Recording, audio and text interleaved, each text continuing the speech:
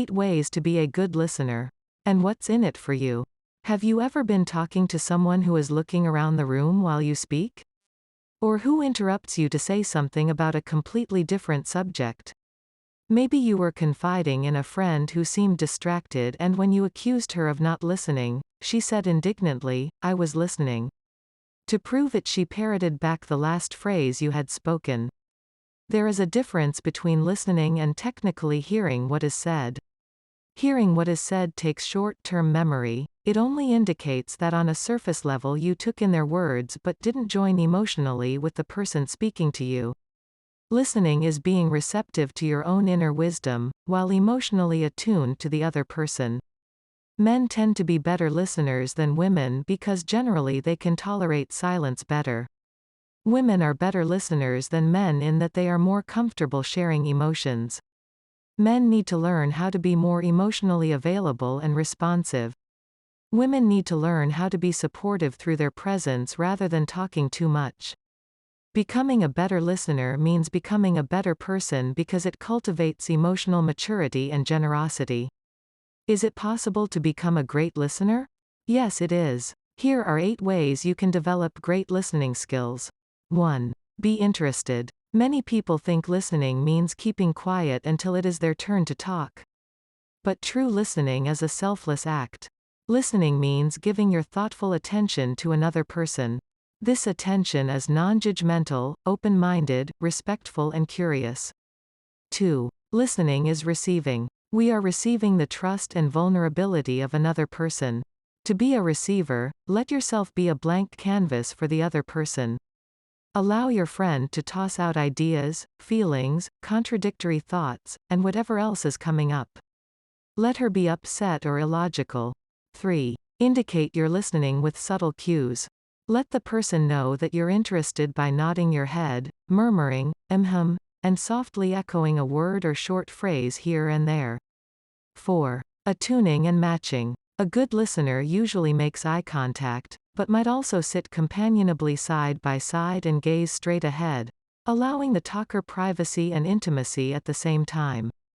Attune yourself to the person talking to you by noticing the degree of eye contact they are making with you and match them. For instance, if the person seems self-conscious and looks down or away a lot, drop your gaze as well from time to time. This way she will feel accepted rather than scrutinized. If she is animated and leaning towards you, lean towards her. Pick up on her rhythm, her body language.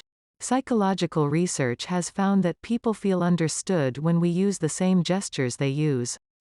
This helps them to feel safe and relaxed. 5. Wait for an organic pause. Try not to interrupt. It's an amazing gift to provide enough space for someone to let it all out. When there is a lull, and the person seems to have unburdened themselves, that will be the time to speak. When I was a student in Gestalt psychotherapy training, I would eagerly jump in while clients were still talking, and a fellow student told me that I wasn't waiting for the organic pause, that natural breath between spoken thoughts that opens the door to another voice chiming in.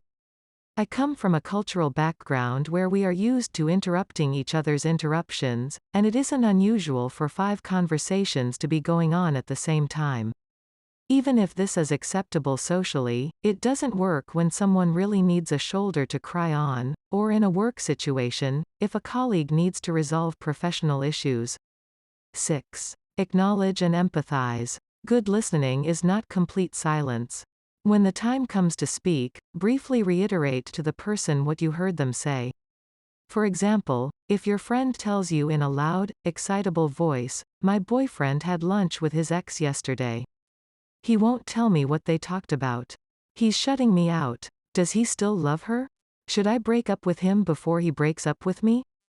As a good listener, let her vent. Do not say, "Calm down. Relax. Everything will be okay." That will only escalate her feelings because she will feel, rightfully so, that you cannot tolerate her being upset. Instead, use some of her words, and say, "Okay, your boyfriend had lunch with his ex yesterday.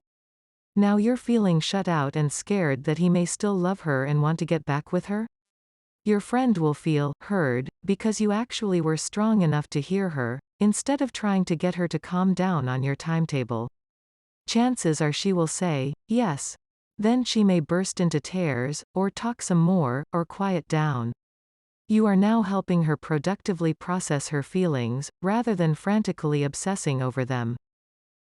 It sounds like you're really upset with your boyfriend for having lunch with his ex.